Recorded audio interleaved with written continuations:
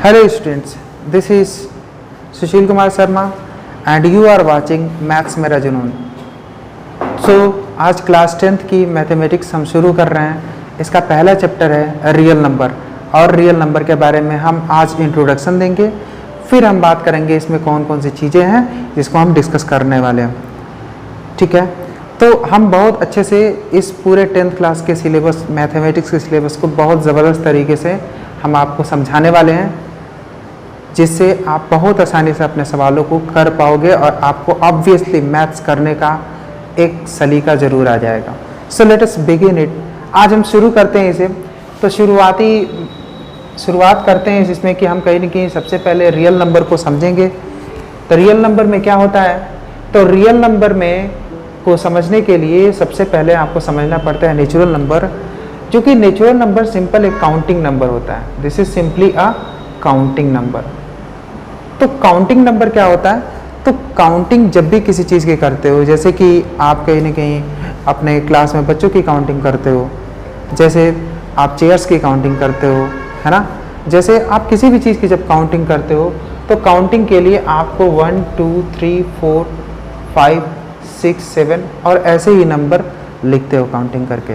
ऐसा काउंटिंग करते समय तो ऐसा नहीं करते हो कि अगर 10 बच्चे क्लास में हैं तो ऐसा कहते हो दिस इज 1 2 3 4 4.5 4.6, ऐसा तो करते नहीं हो। काउंटिंग फुल नंबर में होती है। तो आप काउंटिंग नंबर बहुत अच्छे से समझ सकते हो। नेचुरल नंबर भी समझ में आ गया। उसके बाद से नेचुरल नंबर का सिंबल जो होता है वो इंपॉर्टेंट चीज़ है, that is N. Whole number का सिंबल जो होता है वो डब्ल्यू होता है। होल नंबर क्या होता है? ये नेचुरल नंबर से थोड़ा सा ज़्यादा होता है, बस जीरो जुड़ जाए नेचुरल नंबर पे तो होल नंबर हो जाएगा। 0 1 2 3 4 5 एंड सो ऑन। इसके बाद से इंटीजर के पास आओगे तो इंटीजर के लिए यहाँ पहले हमें 0 लिखना पड़ेगा। 0 लिखने के बाद से हम कहीं ना कहीं पॉजिटिव वाला नेचुरल नंबर हम यहाँ पे लिख देते हैं, या यूँ कह सकते हो कि नेचुरल नंबर हम यहाँ पे लिख देते हैं, और इधर की तरफ नेचुरल नंबर का नेगेटिव वैल्यू लिख देते हैं। नेचुरल नंबर का नेगेटिव वैल्यू लिख देते हैं तो इंटीजर हो गया। तो इस तरीके से इंटीजर हो गया। अब इंटीजर के बारे में थोड़ी सी एनालिसिस हम कर लेते हैं। अगर इस पोर्शन को देखेंगे तो इसे हम कहते हैं नेगेटिव इंटीजर्स। इसको क्या कहते हैं? Negative integers. नेगेटिव इंटीजर कहेंगे तो इसको जेड माइनस कह सकते हैं। ये वाला जो पोर्शन है इसको ध्यान से देखोगे तो ये है positive integer. This is positive integer, और इसी पॉजिटिव इंटीजर को नेचुरल नंबर भी कहते हैं। लेकिन अगर कहीं ना कहीं जीरो को भी साथ में ले लेते हो तो इसको हम क्या कहेंगे? 0 1 2 3 4 5 को नॉन नेगेटिव इंटीजर। ये भी एक वर्ड है, नॉन नेगेटिव इंटीजर। और इस बात को समझ लीजिएगा कि नॉन नेगेटिव इंटीजर का मतलब होता है कि वो इंटीजर जो कि नेगेटिव ना हो, है ना। नॉन नेगेटिव इंटीजर और पॉजिटिव इंटीजर एक नहीं होता। नॉन नेगेटिव इंटीजर को हम होल नंबर भी कहते हैं। आप देख सकते हो होल नंबर 0 से शुरू होता है, ये भी 0 1 2 3 करके शुरू हो रहा है। तो ये रहा इंफॉर्मेशन।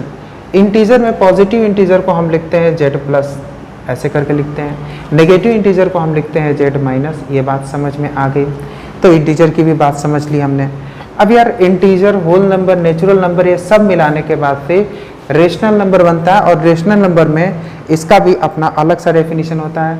तो रेशनल नंबर का अलग से जो डेफिनेशन होता है, जो और सारी वैल्यूज़ को भी लेके आता है, जिसे हम कहते हैं फ्रैक्शन।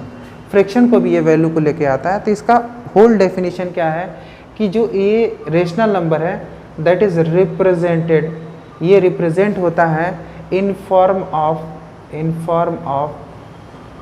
p बाई क्यू। p बाई क्यू के फॉर्म में रिप्रेजेंट होता है, जहाँ p एंड q क्या है? इंटीजर है। इंटीजर अभी बताया ना, इंटीजर के लिए z लिखते हैं। तो p और q क्या है? इंटीजर है। p और q इंटीजर। इसके अलावा दूसरा q is not equal to 0, और q 0 के बराबर नहीं होना चाहिए।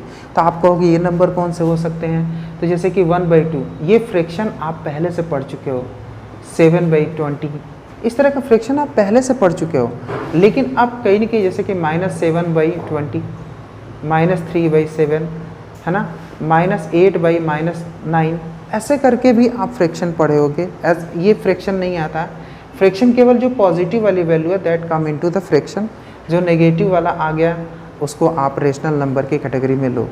रेशनल नंबर को डिनोट करने का तरीका है दैट इज क्यू। क्यू से रेशनल नंबर को हम डिनोट करते हैं, ये जान लीजिए। और कहीं ना कहीं ये बातें आपको समझ में आ गई कि पी बाई क्यू के फॉर्म में इसे रिप्रेजेंट किया जाता है, जो कि आप पहले भी कर चुके हो। Now we come to irrational number. What is irrational number, क्योंकि यही हमें जानना है। इर्रेशनल नंबर सिंपली क्या होता है, तो यार इर्रेशनल नंबर वो होता है which can not be represented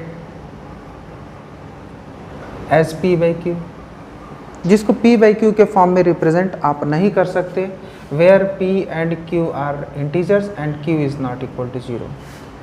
लेकिन इसका डेफिनेशन ये सफिशिएंट नहीं है।